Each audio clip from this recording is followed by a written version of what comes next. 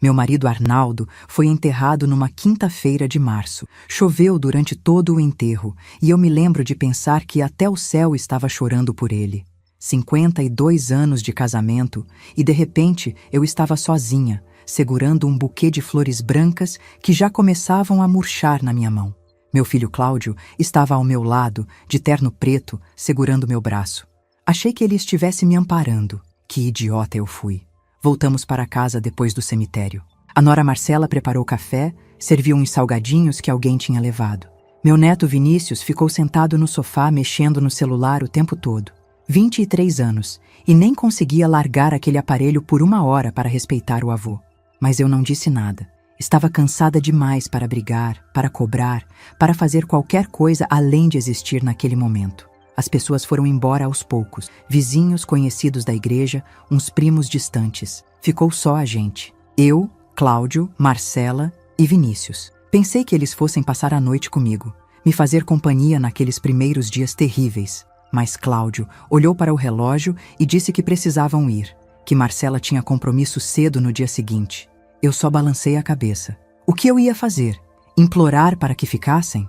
Mas, antes de continuarmos com essa história, eu peço gentilmente que você se inscreva no canal, curta o vídeo e me diga de qual cidade você está me ouvindo. Me encantaria saber aonde está chegando as nossas histórias. Dormi na sala naquela noite. Não conseguia entrar no quarto que tinha dividido com Arnaldo por tantos anos. A cama vazia ia me matar de tristeza. Então fiquei ali, no sofá velho, me cobrindo com uma manta que ele gostava de usar quando assistia futebol. Ainda cheirava a ele. Chorei até não ter mais lágrimas, e mesmo assim continuei soluçando, seca por dentro, sentindo o peito doer de uma forma que eu nem sabia que era possível. 3 dias depois do enterro, Cláudio voltou. Era domingo de manhã. Eu ainda estava de camisola, tomando um café fraco na cozinha, quando ouvi a chave na porta. Ele tinha a chave da minha casa desde sempre. Entrou sem bater e a Marcela veio atrás dele, com aquela cara que ela sempre fazia quando ia pedir alguma coisa. O Vinícius também estava junto, carregando uma pasta de documentos. Cláudio sentou na mesa da cozinha sem pedir licença e disse que a gente precisava conversar. Falou que tinha descoberto umas coisas sobre as finanças do pai, que Arnaldo tinha deixado umas dívidas, que tinha uns papéis que precisavam ser resolvidos rápido, antes que o banco tomasse a casa. Eu gelei. Dívidas? Arnaldo nunca tinha me falado de dívida nenhuma. A gente sempre viveu simples, mas nunca devendo nada para ninguém. Nossa casa estava paga há 20 anos. O carro era velho, mas era nosso. A única coisa de valor que eu tinha eram umas joias que Arnaldo me deu ao longo dos anos. Nada muito caro, mas tinha valor sentimental. Cláudio abriu a pasta e começou a me mostrar uns papéis. Não vou mentir, eu nunca fui boa com essas coisas de documento, de banco, de cartório. Arnaldo sempre cuidou disso. E ali estava eu, viúva há 3 dias, tentando entender o que meu filho estava me dizendo.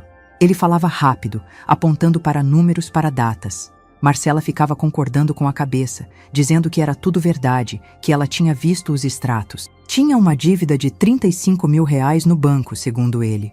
Mais uns 12 mil em cartões que Arnaldo tinha usado sem eu saber. Ele disse que a casa estava em risco, que se eu não fizesse alguma coisa rápido, ia perder tudo. E então veio a solução dele. Se eu transferisse a casa para o nome dele, Cláudio ia assumir as dívidas. Ia negociar com o banco, parcelar, resolver tudo. Eu ia continuar morando lá, claro. Era minha casa. Mas precisava estar no nome dele para proteger o imóvel. Senão, o banco ia tomar. Eu estava confusa. Minha cabeça latejava. Não tinha dormido direito desde que Arnaldo morreu. Mal estava comendo. E ali estava meu filho, meu único filho, dizendo que estava tentando me ajudar, me salvar. Marcela botou a mão no meu ombro e disse que eu podia confiar neles, que eles só queriam o melhor para mim. Vinícius nem olhava para mim. Ficava mexendo no celular, como se aquilo não fosse com ele. Assinei os papéis. 1, 2, 3, 4 documentos. Cláudio ia virando as páginas e mostrando onde era para assinar.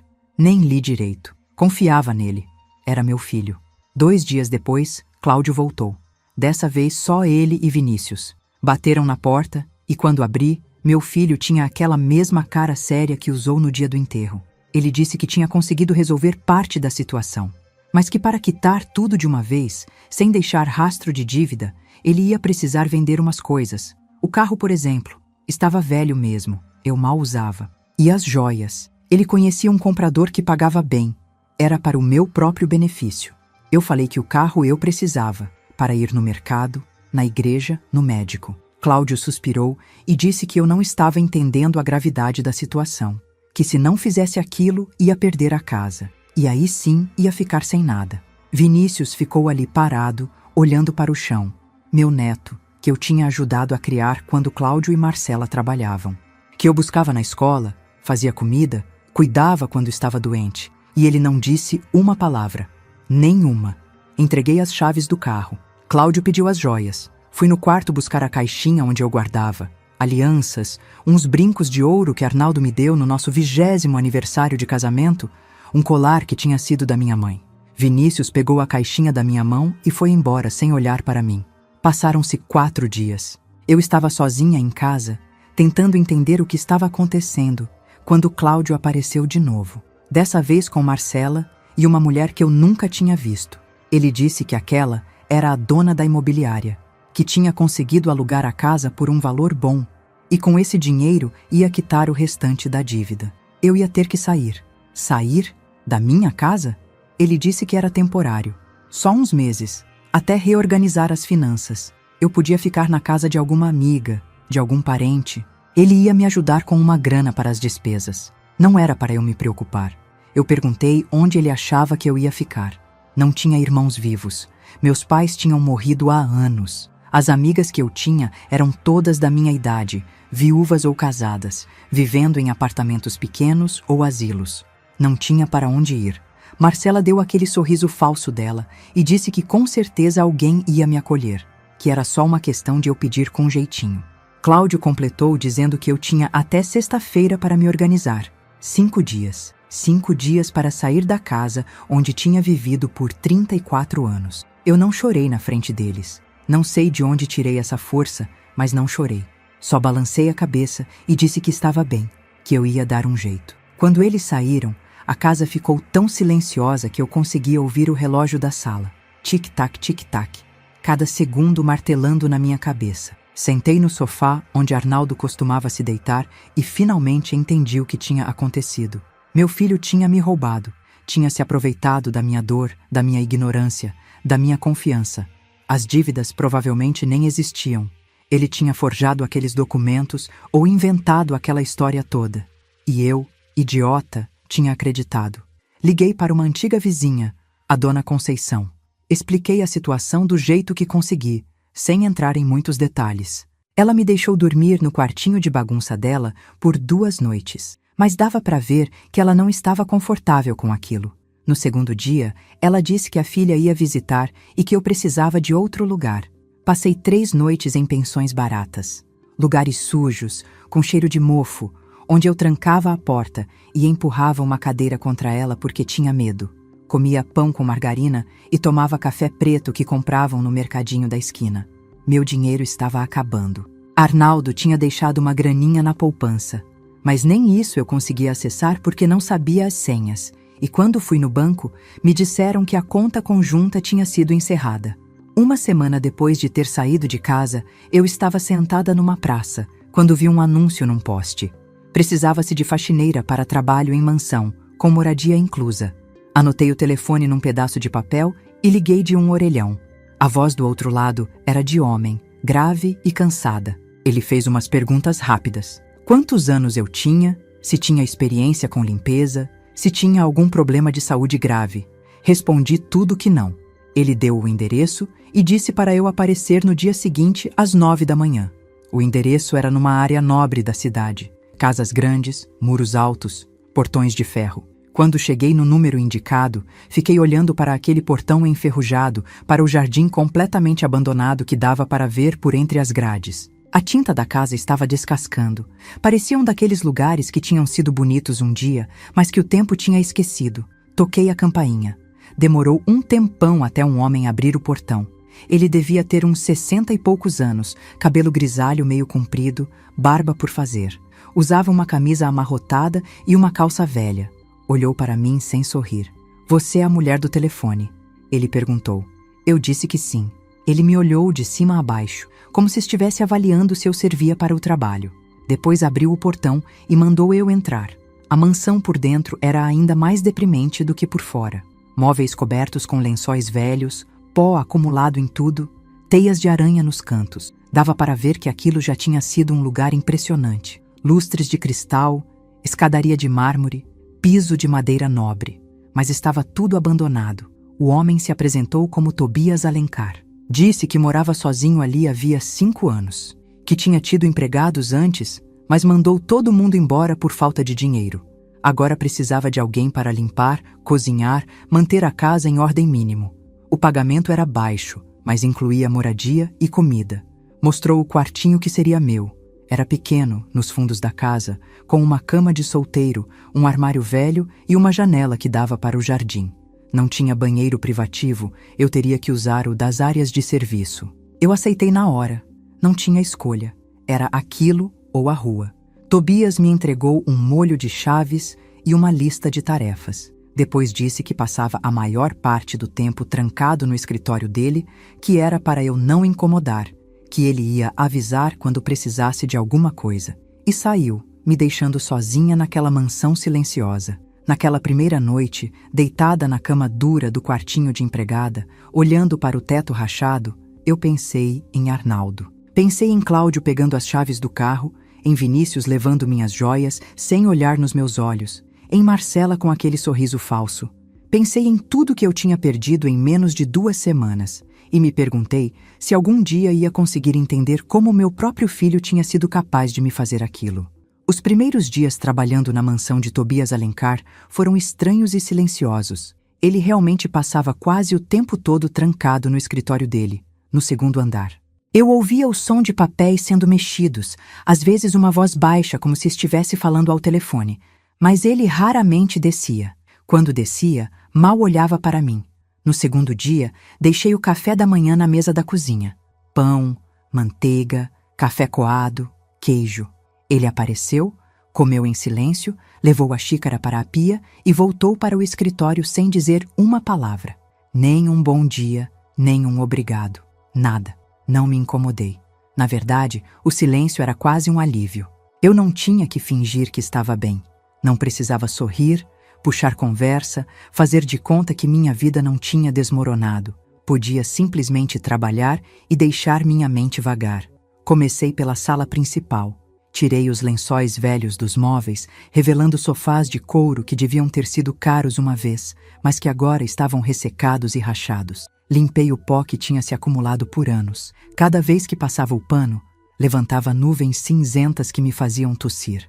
A casa era enorme. Sala de estar, sala de jantar, biblioteca, 3 quartos no andar de cima, banheiros, cozinha industrial que parecia não ser usada há tempos. No 5º dia, Tobias desceu para o almoço. Eu tinha feito arroz, feijão e frango. Comida simples, do jeito que eu sabia fazer. Ele sentou, comeu sem falar nada, mas quando terminou, pela primeira vez me olhou nos olhos. "Está bom", ele disse. "A comida." "Obrigada", respondi. E foi só isso. Mas alguma coisa naquele momento mudou. Não ficamos amigos de repente, nada disso. Mas ele passou a me cumprimentar quando me via. Um aceno de cabeça, às vezes um bom dia murmurado. Pequenas coisas que faziam aquela casa gigante parecer um pouco menos morta. 2 semanas depois que comecei a trabalhar lá, decidi atacar o jardim. A casa por dentro já estava razoavelmente limpa, dentro do possível. Mas o jardim era um caos. Mato alto, plantas mortas, um caminho de pedras que mal dava para ver embaixo da vegetação selvagem.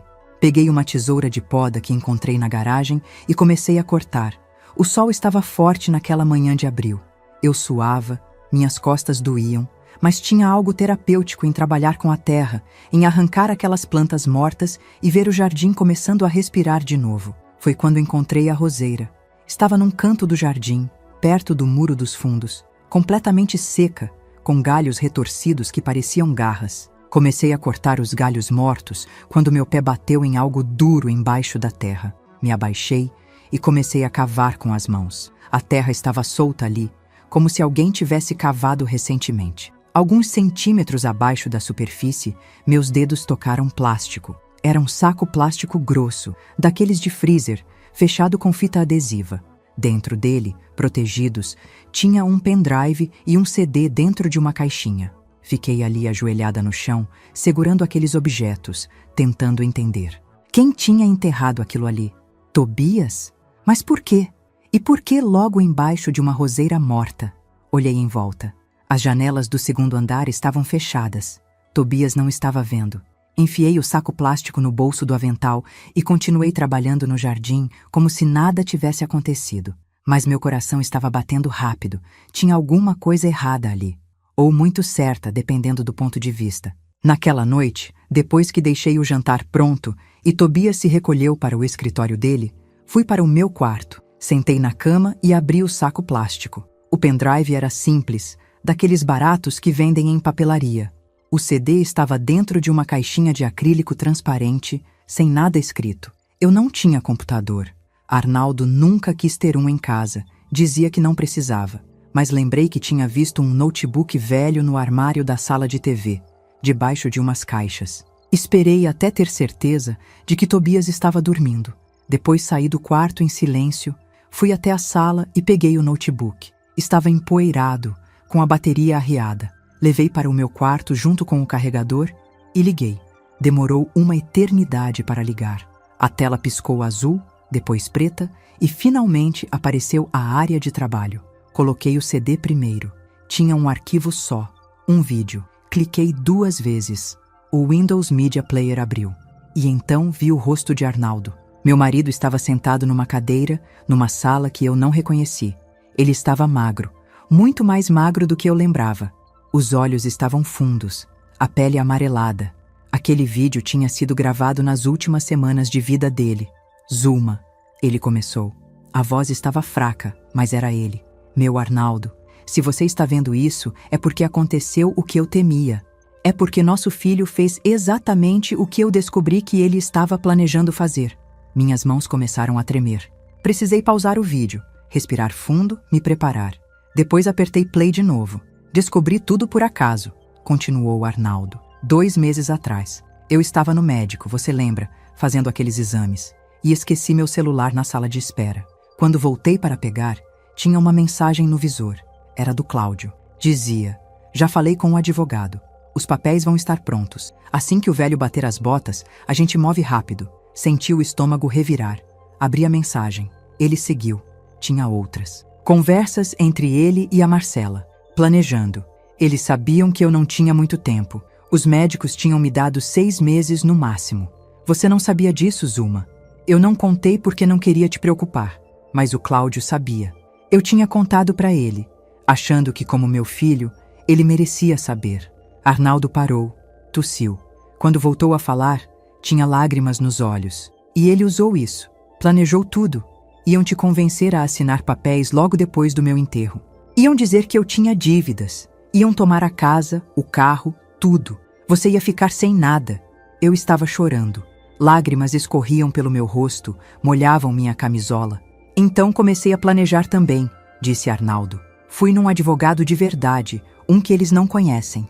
Refiz meu testamento. Tudo que está no meu nome, que está no nosso nome, fica seu. A casa, o carro, a conta conjunta. Tudo.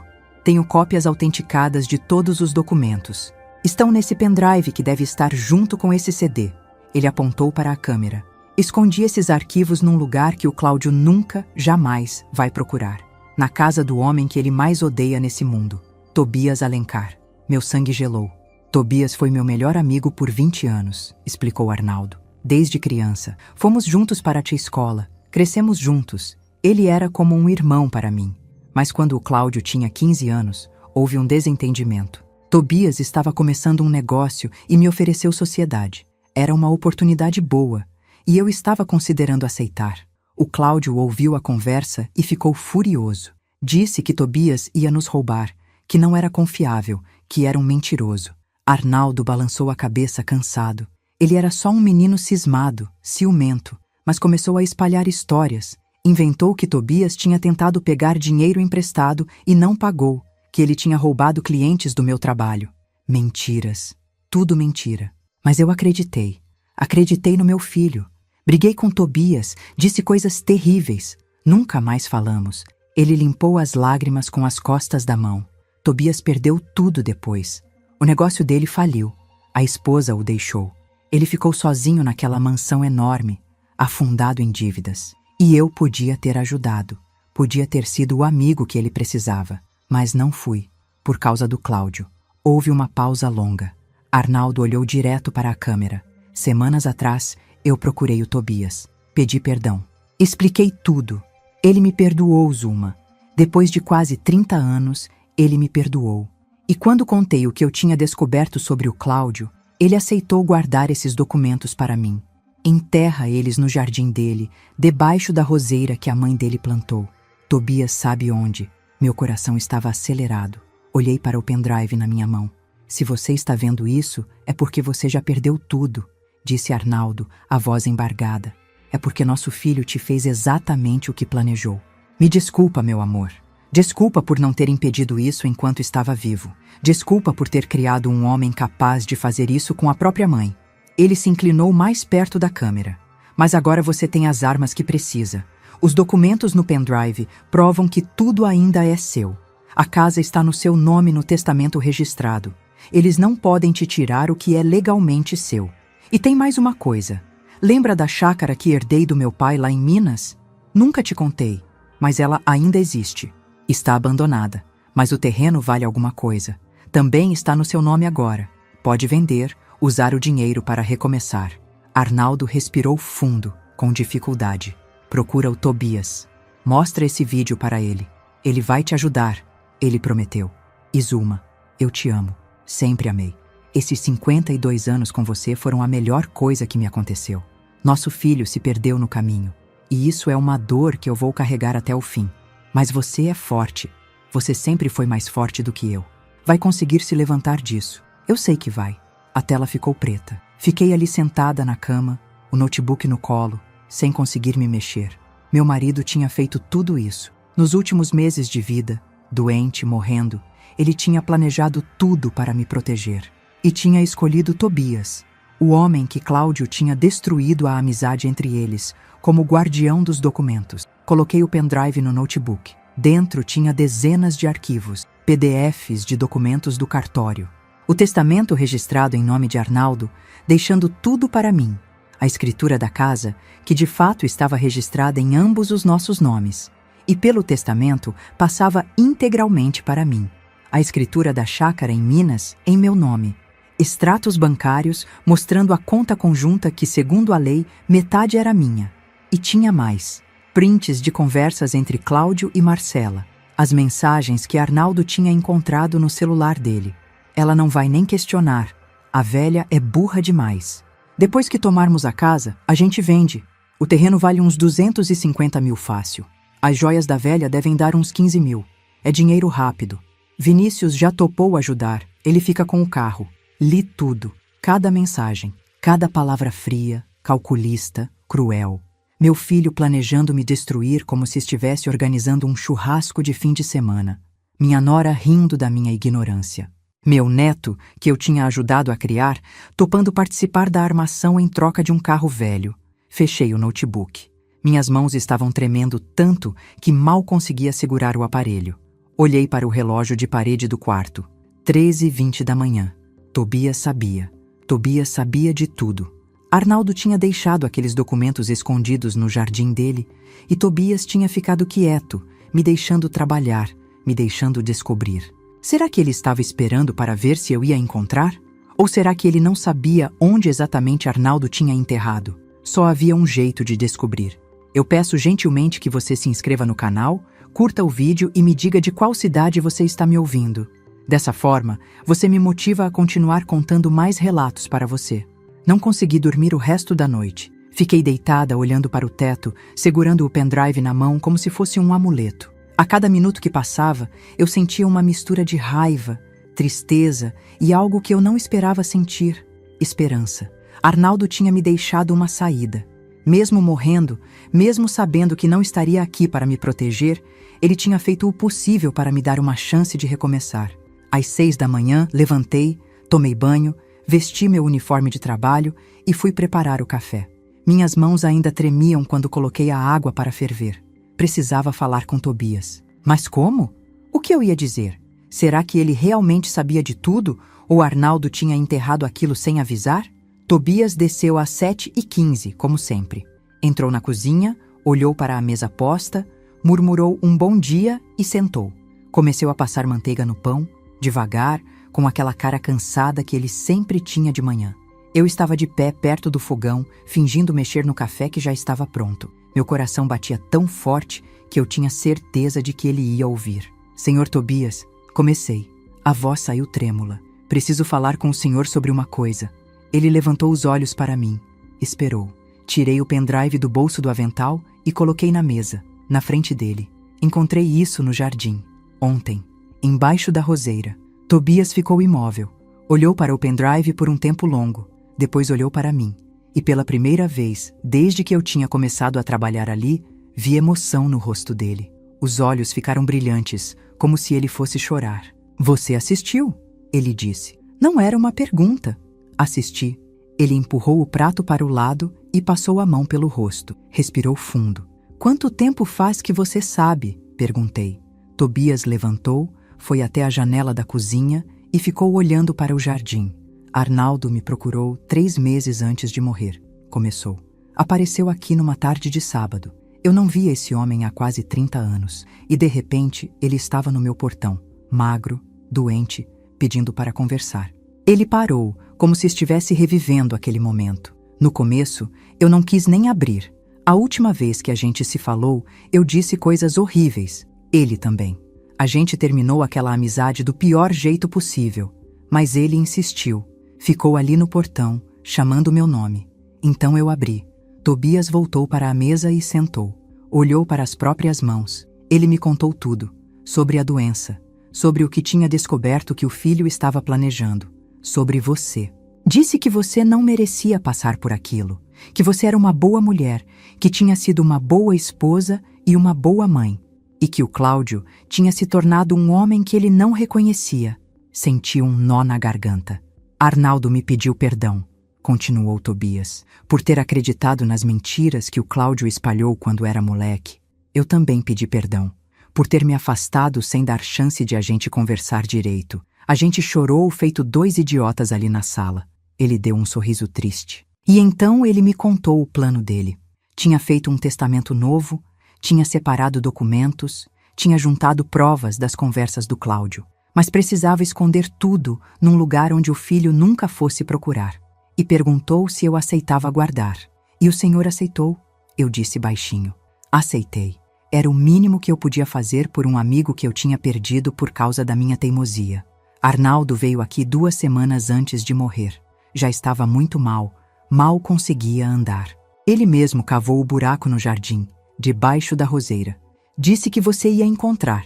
Que de algum jeito você ia acabar encontrando. Fiquei em silêncio processando tudo aquilo. Quando você apareceu aqui procurando emprego, Tobias disse, eu achei que não era coincidência. Achei que de alguma forma Arnaldo tinha te mandado para cá.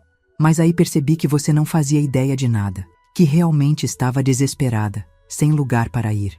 E eu fiquei dividido. Queria te contar, mas Arnaldo tinha dito que você precisava descobrir sozinha.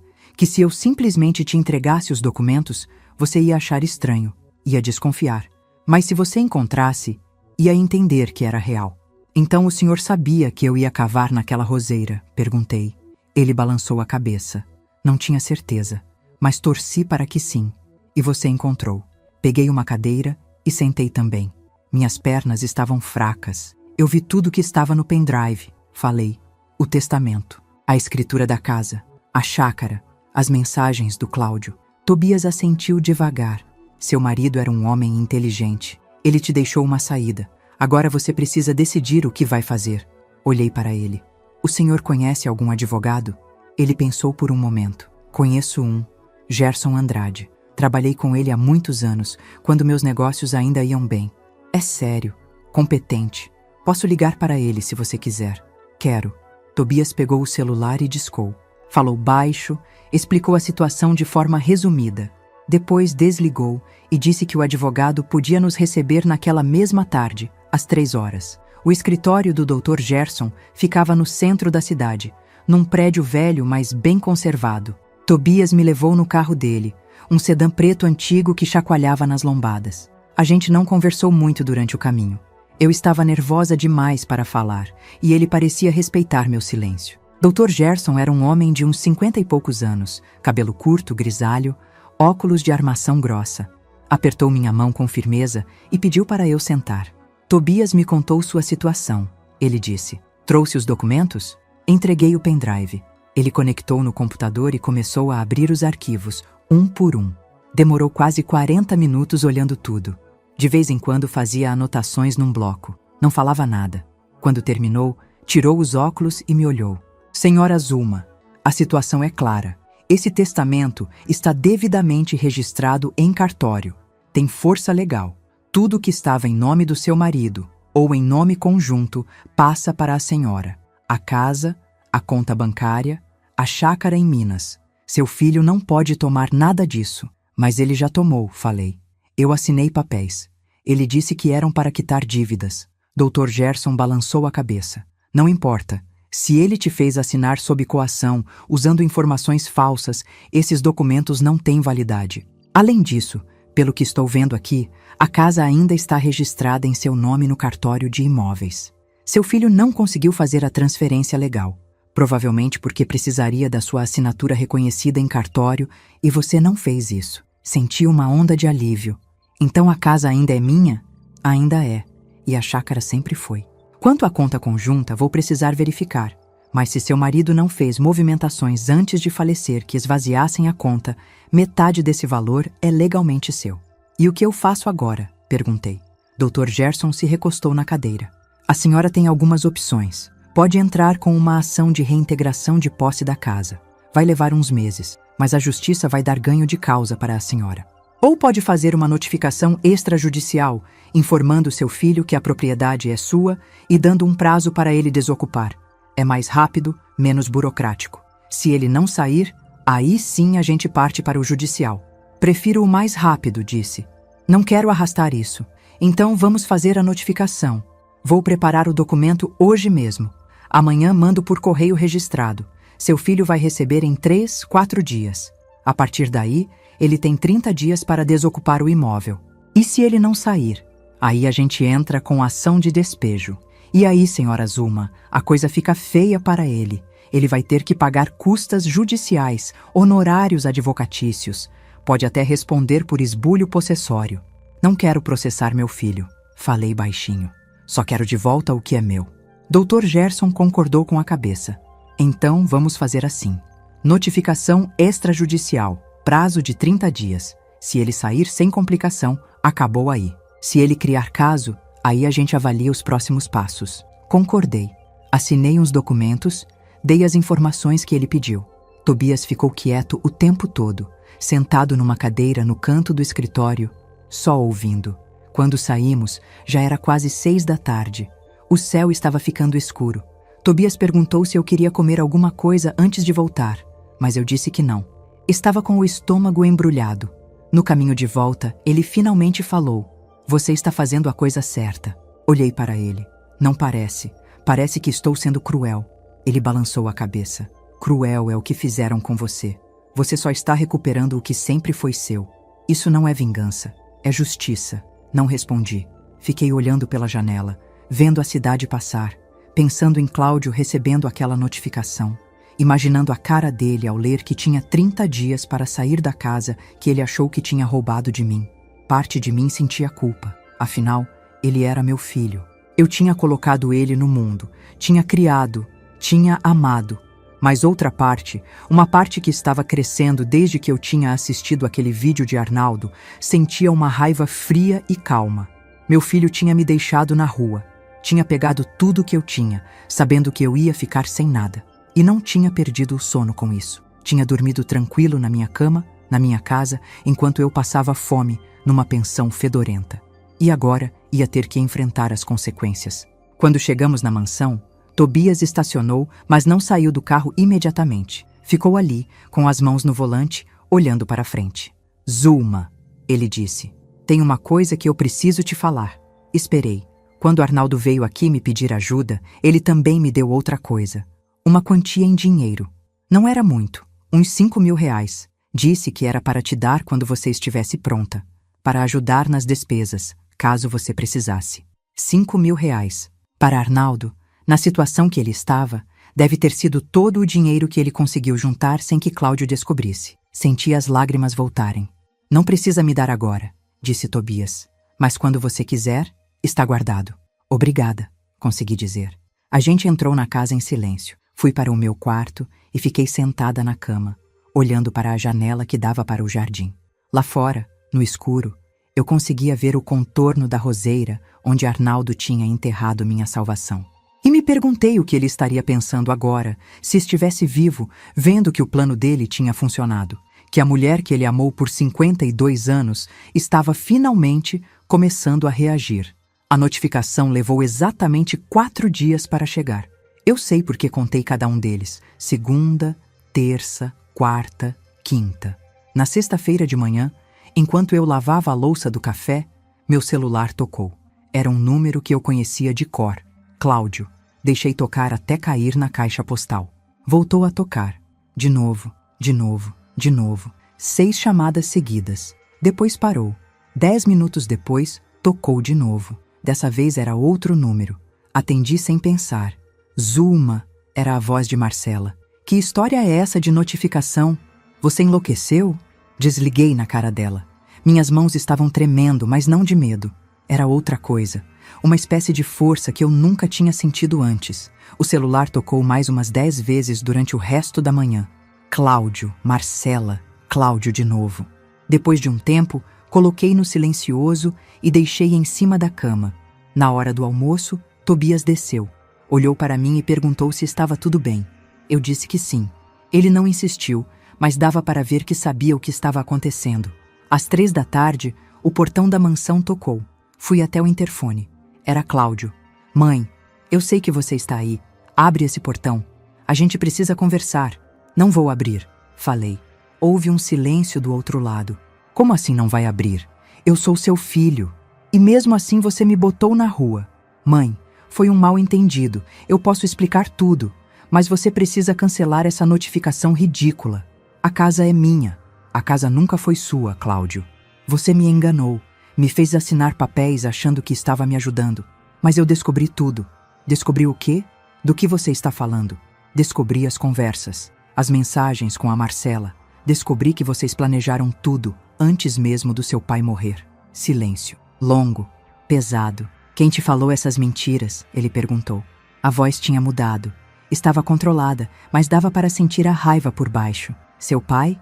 Respondi. Arnaldo me falou tudo. Antes de morrer, ele gravou um vídeo. Deixou provas. Eu sei de tudo, Cláudio. E você tem 30 dias para sair da minha casa. Desliguei o interfone. Fiquei ali parada, olhando para o portão fechado. Ouvi o carro dele dar a partida e ir embora. Voltei para dentro tremendo. Sentei na cozinha e segurei a beirada da mesa com força. Tobias apareceu na porta. Você conseguiu, ele disse. Consegui o quê? Enfrentá-lo. Não me senti como se tivesse conseguido nada. Me senti exausta, mas também senti algo estranho, que eu levei um tempo para identificar. Era orgulho. Orgulho de mim mesma. Os dias seguintes foram tensos. Cláudio ligava todos os dias. Às vezes deixava mensagens. No começo eram ameaças. Depois viraram súplicas. Depois voltaram a ser ameaças. Eu não respondia nenhuma.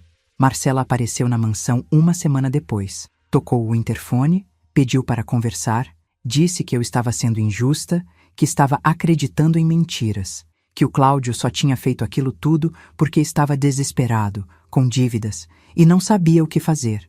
Mesmo que fosse verdade, falei pelo interfone. E não é, isso não justifica o que ele fez. Ele sabia que eu ia ficar sem nada. E não se importou. Ela ficou ali gritando por uns 15 minutos. Chamou-me de egoísta, de ingrata, de velha amarga. Tobias chegou a sair da casa e ameaçou chamar a polícia se ela não fosse embora. Ela foi. Dr. Gerson me ligou na segunda semana. Disse que tinha conseguido acesso aos extratos da conta conjunta através do inventário. Arnaldo tinha deixado R$ 12.400. Metade era meu por direito. Ele ia dar entrada no processo para liberar essa quantia. R$ 12.000. Não era muito, mas era alguma coisa. Somado com os 5.000 que Arnaldo tinha deixado com Tobias, dava 17.000. Dava para eu viver alguns meses, com calma, sem desespero. Mas tinha mais. Dr. Gerson disse que tinha pesquisado sobre a chácara em Minas. 16 hectares de terra, numa região que estava valorizando. Estimativa de valor, entre 150 e 180 mil reais. 150 mil reais. Fiquei tonta. Tive que sentar. Era mais dinheiro do que eu tinha visto na vida inteira. Se a senhora quiser vender, ele disse, eu conheço uns corretores na região. Pode levar uns meses para aparecer comprador, mas vai vender. Venda, falei. Não quero essa chácara. Quero o dinheiro. Ele disse que ia providenciar, que ia precisar de uns documentos meus, mas que cuidava de tudo. Na terceira semana, Vinícius apareceu. Estava anoitecendo. Eu tinha acabado de fazer o jantar quando o interfone tocou. Era ele, sozinho. Vó, posso entrar? Só quero conversar. Por favor. Olhei para Tobias, que estava lendo o jornal na sala. Ele deu de ombros, deixando a decisão comigo. Abri o portão. Vinícius entrou devagar, olhando para a mansão como se estivesse com medo. Tinha 23 anos, mas naquele momento parecia um menino perdido. Ficamos ali parados no hall de entrada, nos encarando. Senta, falei, apontando para o sofá da sala. Ele sentou. Ficou mexendo nas mãos, olhando para o chão. Vó, eu não sabia. Não sabia o quê, Vinícius? Que era tão ruim assim. Meu pai disse que você ia ficar bem, que tinha uns amigos, uns parentes que iam te acolher. Ele disse que você concordou em passar a casa para o nome dele para ajudar com umas dívidas do vô. E você acreditou? Ele levantou os olhos. Estavam vermelhos. Eu não perguntei muito. Eu devia ter perguntado. Devia ter vindo falar com você, ter certeza de que estava tudo bem. Mas eu só pensei no carro. O vô tinha me prometido aquele carro antes de morrer. E meu pai disse que agora ele era meu. Então eu peguei e pronto. Você me viu naquele dia, falei. Me viu entregando as chaves. Me viu dando as joias. E não perguntou nada. Ele começou a chorar. Não era choro de crocodilo, de manipulação. Era choro de verdade, de vergonha. Eu sei que eu fiz errado. E eu odeio o que eu fiz. Todo dia eu acordo e penso nisso. Em você tendo que sair de casa sem lugar para ir, sem dinheiro. Por minha causa também. Não foi só por sua causa, corrigi. Seu pai planejou tudo. Você só participou. Mas participou, Vinícius. Estava lá. Pegou o que era meu e foi embora sem olhar para trás. Ele cobriu o rosto com as mãos. Desculpa, vó. Eu sei que desculpa não conserta nada. Mas eu sinto muito. De verdade. Fiquei olhando para ele, meu neto, o menino que eu tinha embalado quando bebê, que eu tinha ensinado a amarrar o sapato, que eu tinha levado para comprar sorvete todo sábado e que tinha me traído. O que você quer de mim, Vinícius? Perguntei. Ele limpou as lágrimas com as costas da mão. Quero que você saiba que eu me arrependo e que eu vendi o carro. Como? Vendi o carro da avó. Não queria mais ele. Não conseguia dirigir sem pensar no que eu tinha feito. Vendi por 8.000 reais. Está aqui. Ele tirou um envelope do bolso e colocou na mesinha de centro. Não é o valor todo que o carro valia, mas é o que eu consegui. É seu. Sempre foi seu. Olhei para o envelope sem pegar. Vou aceitar o dinheiro, falei. Porque é meu mesmo. Mas isso não significa que a gente está bem. Você me machucou fundo, Vinícius. Machucou de um jeito que vai demorar muito tempo para cicatrizar. Ele assentiu, chorando. Eu sei. Eu não espero que você me perdoe. Só queria que soubesse que eu entendi o que eu fiz de errado. E que eu não quero mais ser o tipo de pessoa que faz isso. Levantou, limpou o rosto de novo e foi em direção à porta. Parou antes de sair. Meu pai está uma pilha de nervos. Ele e minha mãe brigam todo dia. Ela quer que ele encontre um jeito de reverter a notificação. Ele diz que não tem como. Acho que eles vão ter que sair mesmo. Vão, confirmei. Ele olhou para mim uma última vez. Você está bem, vó? Morando aqui? Estou melhor do que estava, respondi. Ele foi embora. Fiquei ali sozinha na sala, olhando para o envelope. Tobias apareceu na porta. Ele parece arrependido de verdade, comentou. Parece, concordei. Mas arrependimento não apaga o que foi feito. Tobias sentou ao meu lado. Não apaga. Mas às vezes é o começo de alguma coisa melhor. Peguei o envelope. Abri. Lá dentro tinha 80 notas de 100 reais. 8.000 reais. O dinheiro do carro que Vinícius tinha pegado de mim sem pensar 2 vezes. Guardei o envelope. Faltavam 2 semanas para o prazo da notificação acabar. Cláudio ligou mais algumas vezes, mas com menos frequência. As ligações de Marcela pararam completamente. Dr. Gerson me atualizava a cada poucos dias. O processo da conta bancária estava andando. A chácara tinha atraído o interesse de 2 possíveis compradores. As coisas estavam se movendo.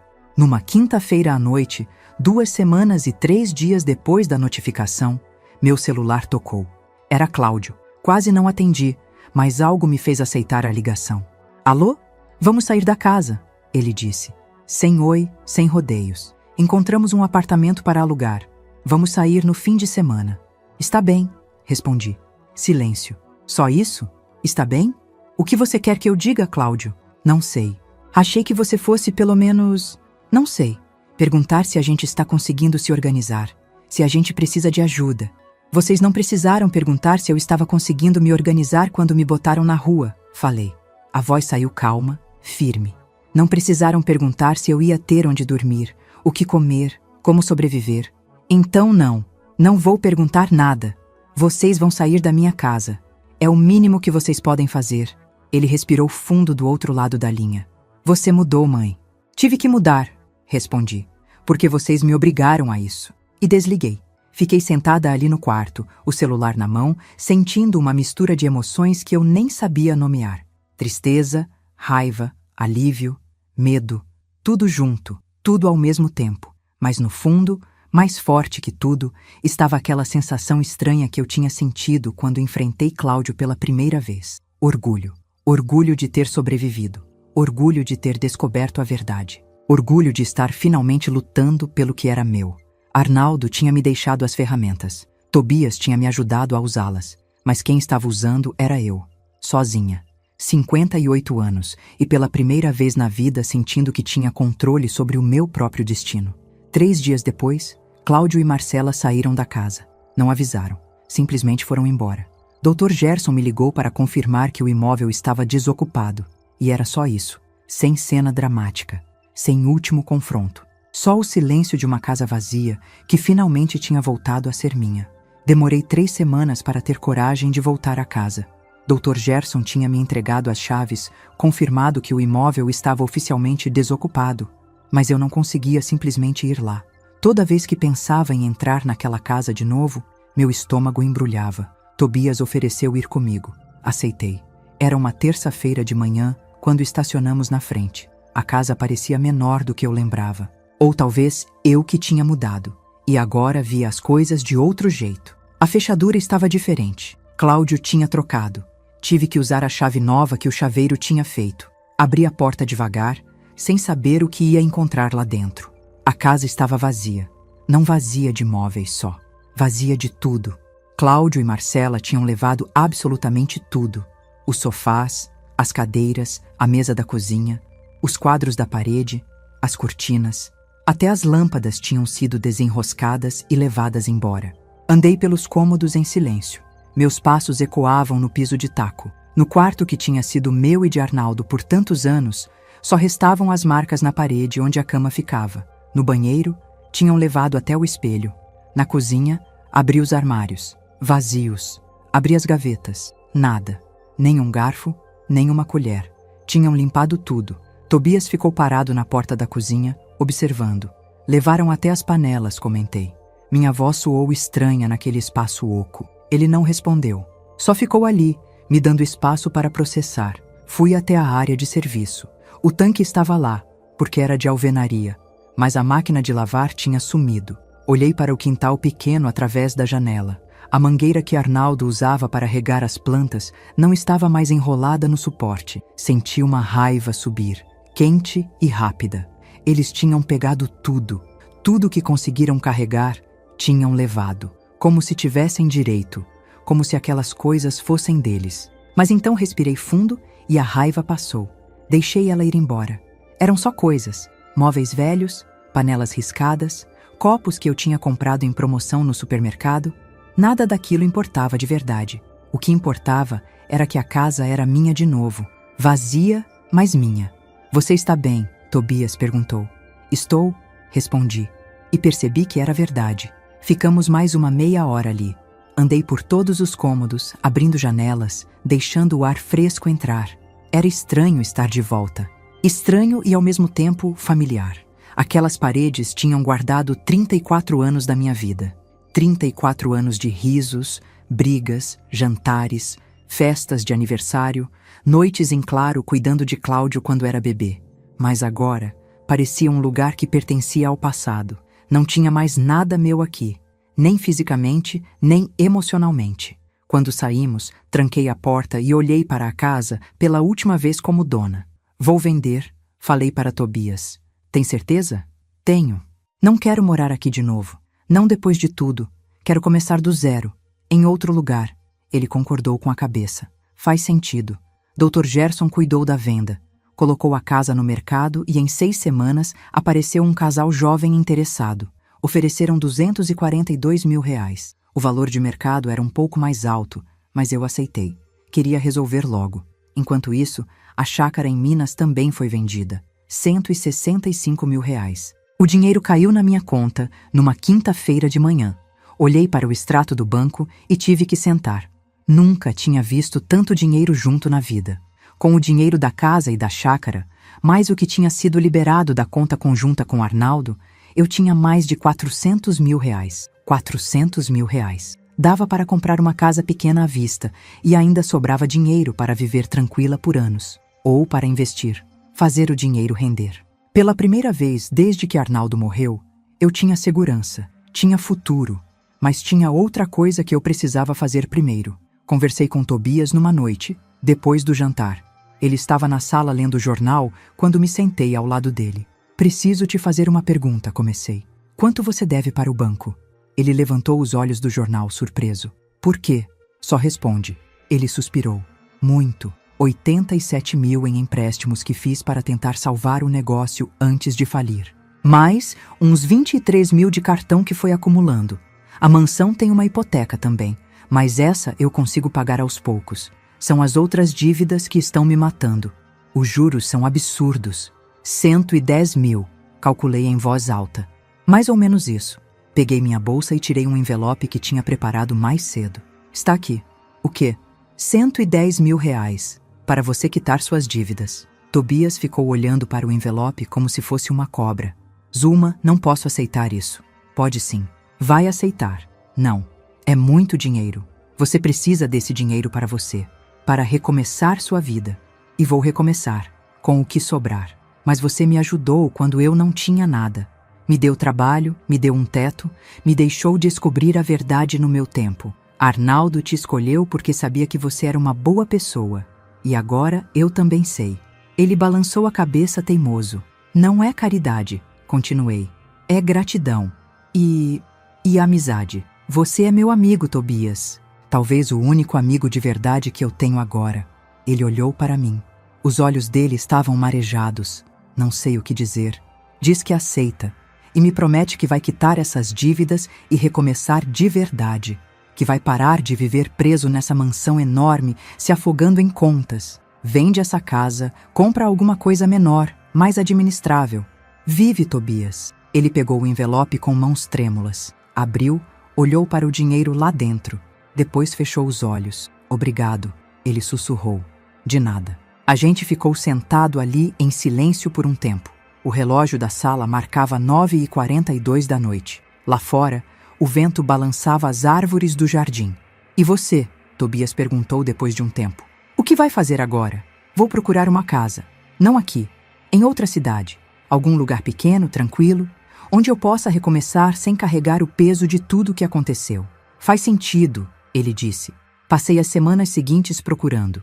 Tobias me ajudou, pesquisando na internet, ligando para imobiliárias. Decidimos focar em cidades pequenas, num raio de 200 quilômetros dali. Lugares com boa infraestrutura, mas sem o caos da cidade grande. Encontrei uma casa numa cidade de 50 mil habitantes no interior. 2 quadras da praça central. 2 quartos, sala, cozinha, banheiro, quintal pequeno com uma mangueira. Simples, limpa, aconchegante. 135 mil reais à vista. Fechei negócio na mesma semana. Enquanto isso, Vinícius tinha começado a me ligar de vez em quando. Ligações curtas, respeitosas. Ele perguntava como eu estava, contava um pouco da vida dele. Tinha arrumado um emprego de meio período numa loja de eletrônicos. Estava morando com um amigo, dividindo aluguel. Tinha se afastado dos pais. Cláudio e Marcela estão brigando direto. Ele me contou numa dessas ligações. Mal se falam. Minha mãe culpa meu pai por tudo. Meu pai bebe mais do que devia. É uma situação tensa. Sinto muito por você ter que ver isso, eu disse. E era verdade. Eu meio que causei, né? Se eu não tivesse topado participar daquela maluquice toda, talvez... O que seu pai fez não é culpa sua, Vinícius. Você errou feio. Mas quem planejou tudo foi ele. Houve silêncio do outro lado. Você acha que um dia vai conseguir me perdoar, vó? Pensei antes de responder. Acho que já comecei. Mas perdoar não significa esquecer. Nem significa que a gente volta a ser como era antes. Significa que eu não vou mais carregar raiva. Só isso. Entendo. Ele disse baixinho.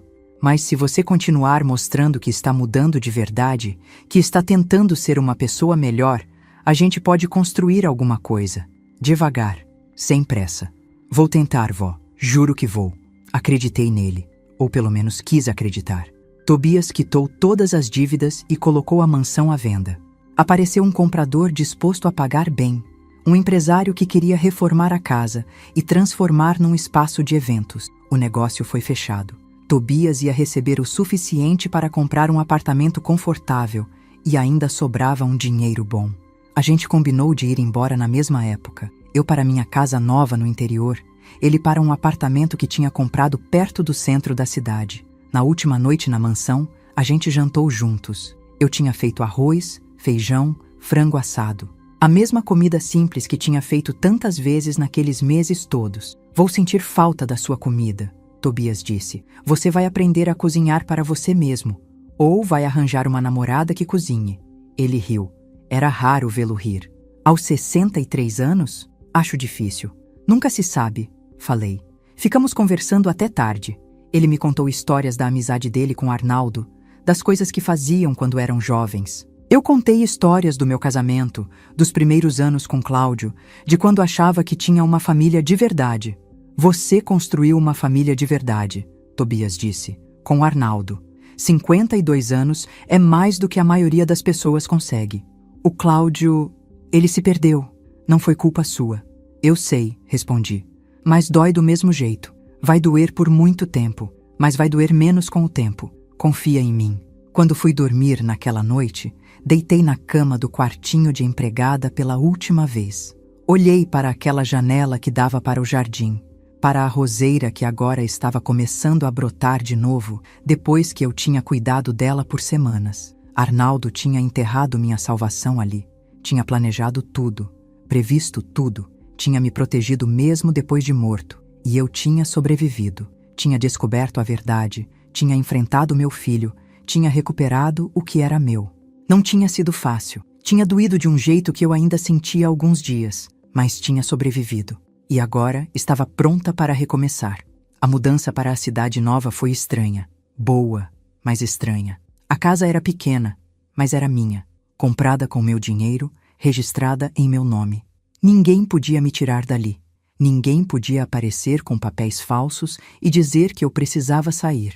Essa segurança era uma sensação nova, que eu ainda estava aprendendo a sentir. Os primeiros dias foram de organização.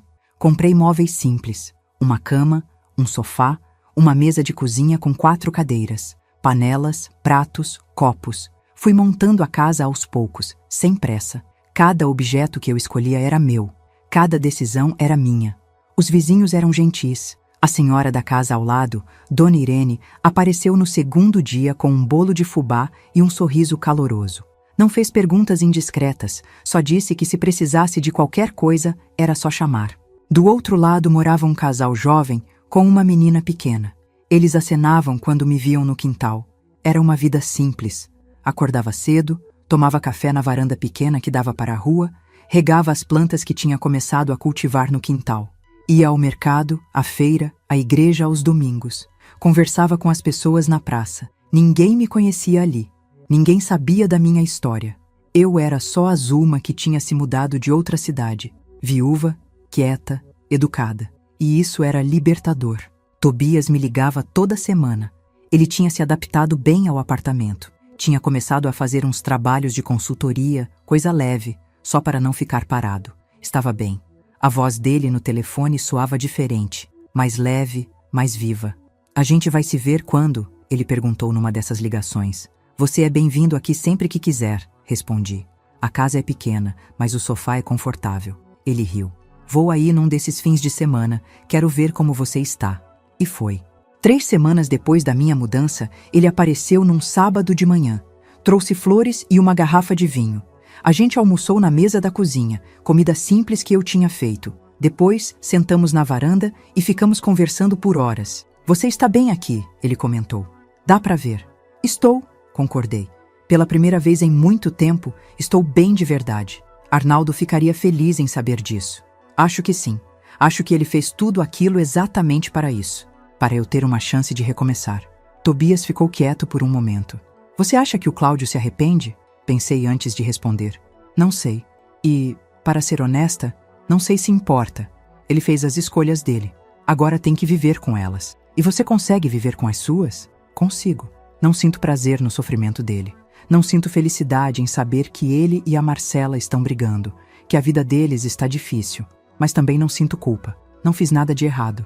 Só recuperei o que era meu. Tobias concordou com a cabeça. Isso é maturidade. E força.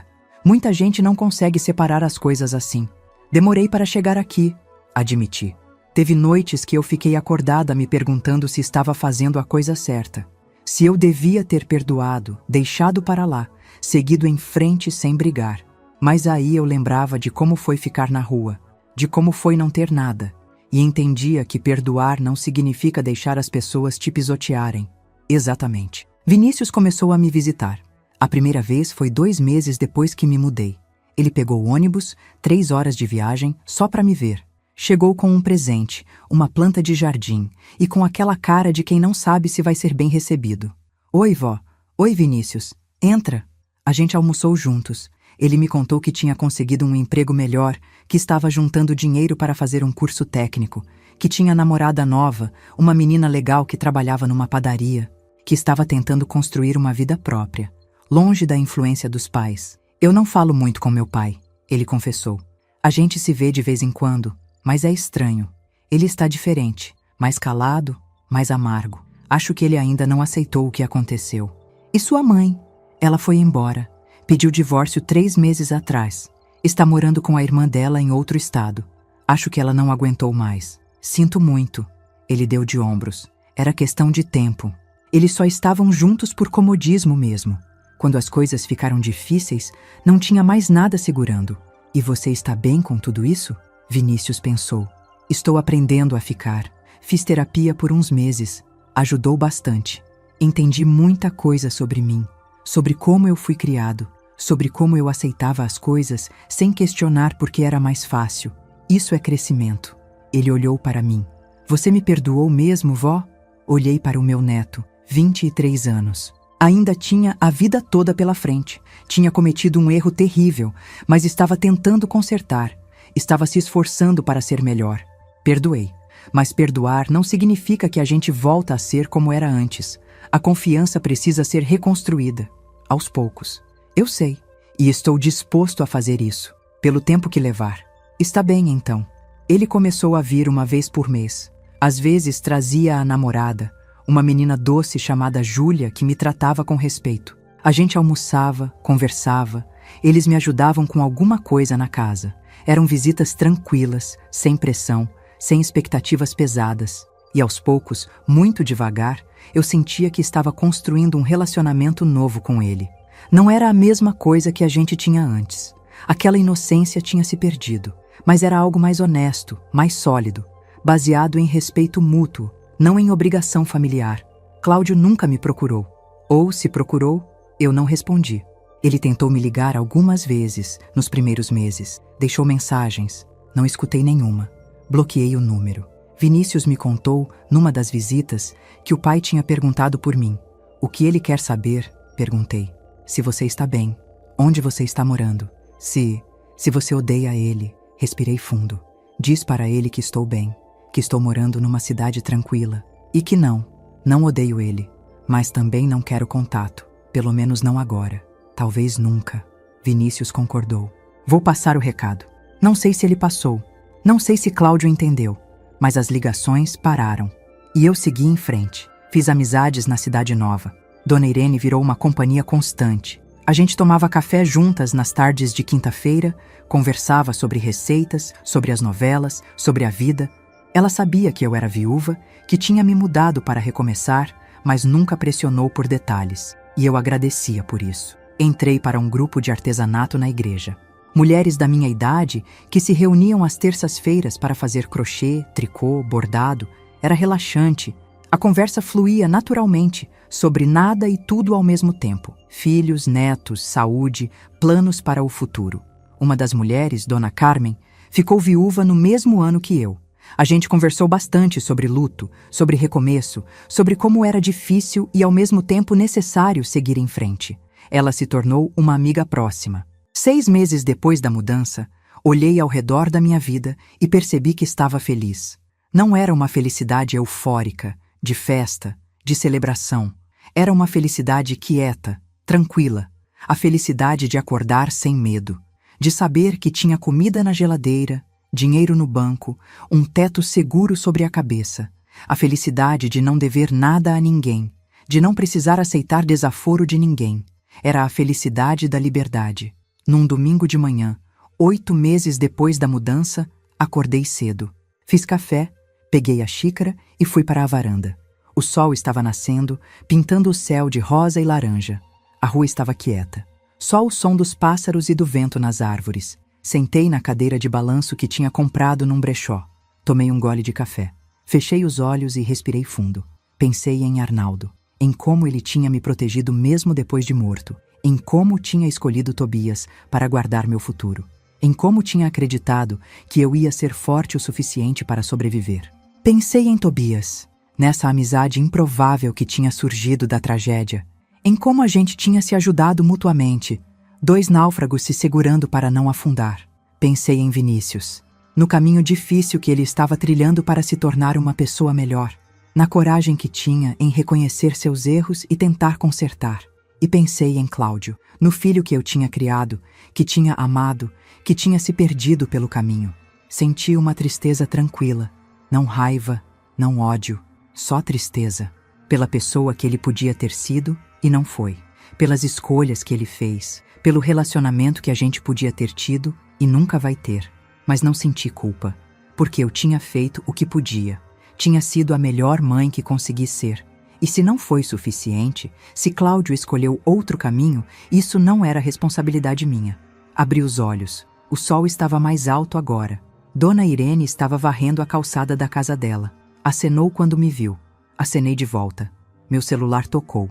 Era Tobias. Bom dia, atendi. Bom dia. Acordou cedo hoje. Sempre acordo cedo. Você que está atrasado. Ele riu. Verdade. Escuta, estou pensando em ir aí no próximo fim de semana. Você está livre? Estou. Vou fazer aquele frango assado que você gosta. Perfeito. E a Dona Carmen, que você vive falando? Ela vai estar aí? Posso chamar. Por quê? Só curiosidade. Sorri. Tobias estava ficando menos solitário. Era bom ver. Está bem. Vou preparar tudo. Até sábado, então. Até. Desliguei e fiquei olhando para a rua. Para da minha rua. Na minha cidade. Na minha vida nova. Tinha perdido muita coisa. Uma casa cheia de memórias. Joias que Arnaldo tinha me dado. Um filho. A ilusão de que família era para sempre. Não importava o que acontecesse. Mas tinha ganhado outras coisas. Liberdade. Autonomia. A certeza de que podia sobreviver sozinha. Amizades verdadeiras. Paz. E mais importante, tinha ganhado a mim mesma de volta. Durante anos eu tinha sido a esposa de Arnaldo, a mãe de Cláudio, a avó de Vinícius. Tinha vivido em função dessas relações, dessas identidades. Agora eu era só Zuma, e isso era suficiente. Levantei, entrei em casa, coloquei a xícara na pia, fui até o quintal. As plantas que tinha cultivado estavam bonitas, verdes, vivas. A mangueira que tinha plantado estava começando a brotar. Peguei o regador, enchi de água e comecei a regar. O sol esquentava minhas costas, a terra cheirava bem. E pela primeira vez em muito, muito tempo, me senti em casa. Não na casa física, nas paredes e no teto, mas em mim mesma. Em paz com quem eu era, com as escolhas que tinha feito, com o futuro que estava construindo. 58 anos. E finalmente livre. Muito obrigado de coração por você me ouvir até aqui. Quero te convidar a fazer parte da nossa família e acompanhar as próximas histórias. Inscreva-se no canal, curta o vídeo e me diga de qual cidade você está me ouvindo. Transparência sobre o conteúdo. Os vídeos apresentam narrativas 100% fictícias, criadas somente para fins de entretenimento, reflexão moral e educacional, com o objetivo de transmitir lições de vida, valores humanos e familiares. Trata-se de uma produção original da equipe humanizada. Todos os nomes, personagens, lugares, eventos e conflitos são fictícios, e qualquer semelhança com pessoas ou fatos reais é mera coincidência. O material visual consiste em dramatizações ilustrativas. Este conteúdo não constitui aconselhamento jurídico, financeiro, psicológico ou profissional. As ações mostradas fazem parte apenas da narrativa. Recursos de inteligência artificial são utilizados somente como apoio na criação de elementos visuais e sonoros. Todo o processo criativo é feito manualmente.